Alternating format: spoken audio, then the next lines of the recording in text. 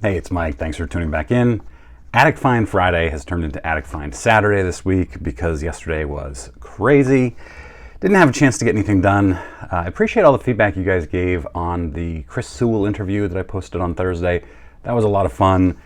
Chris is a great guy, just an awesome interview partner, I guess. Yeah, I'd like to do that again sometime. Maybe I'll just start doing an occasional, like maybe a monthly interview with people in the hobby. And get to know them instead of talking to them about cards all the time, because I think that's done enough. But I'd like to get to know people who are semi well known in the hobby. You know, I'm never going to interview like a Jeff Wilson or anything like that. I'm more interested in getting to know collectors. So first of all, just picked this up, Chipper Jones rookie upper deck autograph. Got a great deal on Facebook on that. Really happy with that. I'm heading out tomorrow for California. I have a plan to get to a card shop, hoping to get there and then post a video on that with some pickups and what the card shop was like if I can.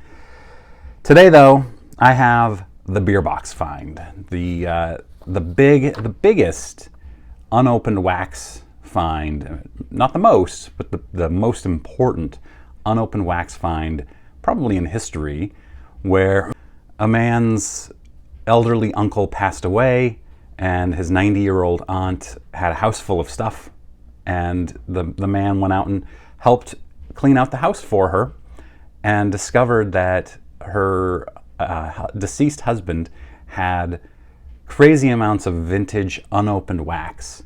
So he looked at it a little bit, and then he called up. I had a friend who told him about Mile High Auction, called up Mile High Auction, got a low-end staffer at Mile High, and said, yeah, I've got these unopened boxes from the early 1960s and late 1950s. I'm interested in auctioning them off with you. And the guy was like, oh yeah, that's cool. We'd love to have them. And then the nephew says, oh, and I have this other one too. It's 1948 Play Ball. Oh wait, no, it's Bowman, because of course the 1948 Bowman, they say Play Ball on the wrappers. And so the Mile High Auction guy said, wait, what? And he said, yeah, I've got this, it's only 19 of the 24 packs though, they're unopened. And the Mile High Auction guy said, hang on, and he sprinted down to his boss's office and said, you need to get off the phone right now. Gets his boss off the phone, tells him about it, and his boss has a flight booked within 15 minutes for the next day. Boss flies out. The guy has the cards, the boxes and packs laid out on a table, and he's just in awe. At the time, this was in 2017, it was the first known unopened pack of 1948 Bowman in the hobby, and there were 19 of them. So he looked them over. He wasn't an expert, so he had Steve Hart of BBCE look them over. Steve Hart said that they were near mint to near mint quality. He wrapped them in the BBCE wrapper, or maybe it came with a BBCE letter of authenticity. The finder, the nephew, estimated that box was valued at about $11,000. After saving a pack for himself, so he auctioned off 18 of the 19 packs, he made $521,000 just from the 18 packs of 1948 Bowman. And there's a lot more in this as well. So the Bowman, just the wrappers of 1948 Bowman go for thousands of dollars.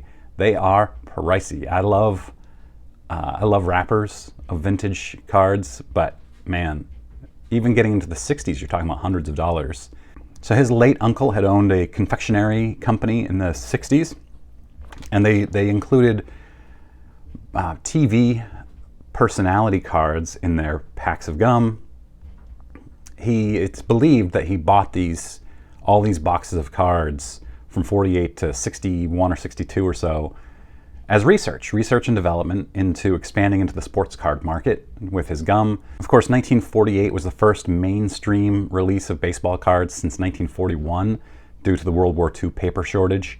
So it's an iconic set. It's just an amazing, amazing set. It had 9 Hall of Famers, including rookies of Stan Musial, Yogi Berra, Warren Spahn, Phil Rizzuto. In fact, one of the packs, the seal was broken on it, and it had Warren Spahn and 2 Rizzutos. And the Rizzuto is a short print in that set. The packs were extra thick, as you can see in the photos, because they contained not only the 5 cards, but 3 pieces of gum, as Bowman was probably trying to hook kids on sugar. They hooked them on their gum. It also had the entire collection included a 1959 full Ted Williams wax box, 1961 Fleer football full wax box, 1961 Topps football full wax box, 1961-62 Fleer basketball full wax box. And of course that has the rookies of Wilt Chamberlain, Jerry West, Oscar Robertson. It's got iconic cards. That is one of the best basketball sets ever. 1962 Topps football near full wax box with 20 out of 24 packs. 1960 Fleer basketball greats near full box, also with 20 out of 24. 1961 Fleer baseball greats near full box, also 20 out of 24 packs. 1962 Fleer football near full box, also a 19 out of 24 packs. And then 1961 new card scoops baseball near full box with 23 out of 24 packs. What are new card scoops? I don't know, but I added it to my list of potential future videos to explore 1961 new card scoops. If you know anything about them, let me know in comments.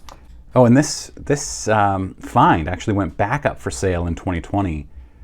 The person who bought it for $521,000 put it back up for auction 3 years later in 2020, and somehow it only sold for about $360,000. So it lost a pretty significant chunk of its value in the early days of the pandemic. Interesting stuff. What do you think about this stuff? What do you think about my awesome Chipper rookie auto? Add that to my autograph collection. Off to California tomorrow. Thanks guys for watching. Also, go back and check out the Chris Sewell interview if you haven't already. If you're new here, please click that subscribe button. I put out almost daily sports card content, and I appreciate it. Thanks very much for watching. Have a great weekend.